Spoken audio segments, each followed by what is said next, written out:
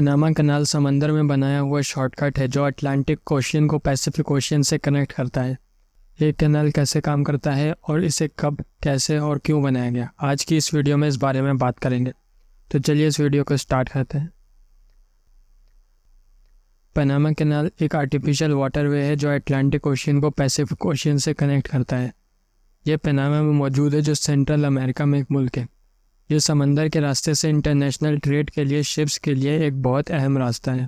इस रास्ते की बदौलत शिप्स को दूसरे लंबे और ख़तरनाक रूट से नहीं जाना पड़ता।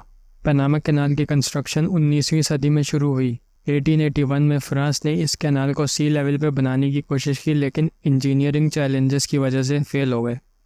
फिर 1904 में यूनाइटेड स्टेट्स ने इस प्रोजेक्ट पर काम शुरू किया। यूएस ने सी लेवल कैनाल के बजाय लॉक कैनाल बनाने का फैसला किया।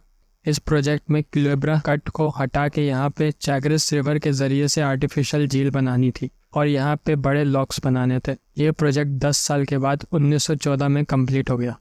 ये कैनाल लॉक्स से बने हुए सिस्टम पे काम करती है, जिससे शिप्स को पानी की मदद से सी लेवल से ऊपर उठाया जाता है और फिर वापस से सी लेवल पे लाया जाता है। जब शिप पहले लॉक पर पहुँचती है तो लॉक का गेट बंद हो जाता है और इधर पानी बच जाता है, जिससे पानी ऊपर उठता है और शिप भी ऊपर जाता है। इसी तरह से शिप को नीचे से ऊपर और ऊपर से नीचे लाया जाता है और अटलांटिक ओशियन से पैसिफिक ओशियन में पहुंचाया जाता है। इस काम में 8 से 10 घंटे लगते हैं। इस कैनाल से शिप्स तकरीबन 20,000 किलोमीटर का फासला तय करने से बच जाते हैं। इससे ग्लोबल ट्रेड का टाइम और कॉस्ट दोनों बचते हैं।